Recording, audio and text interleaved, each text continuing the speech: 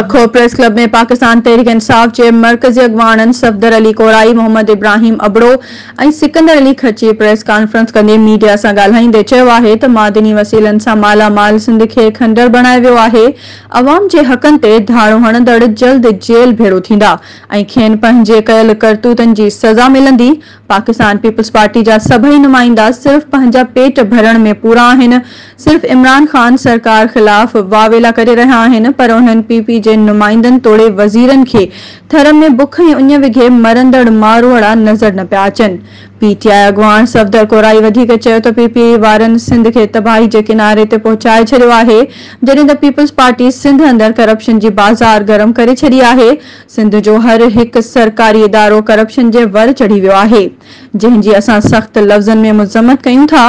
हुन वधीक चयो त हाणे इहो वक़्तु परे नाहे जॾहिं पीपी जा सभई करप्ट वज़ीर जेल में हूंदा ऐं सिंध जी अवाम सां इंसाफ थींदो। सिंध जो अवाम टैक्स जी मद में अरबे रुपयनि जी टैक्स अदा करे रहियो आहे, पर मौजूदा सरकार अवाम खे हिकु वेले जे घिर खां बि महरूम करे छॾियो आहे। वज़ीरनि मुशीरनि जे घरनि मां करप्शन वसीले गॾु कयल किरोड़े रुपया निकिरी रहिया आहिनि, जेके अवाम जो लुटल पैसो आहे। पखो रिपोर्ट अब्दुल वहीद मेयो।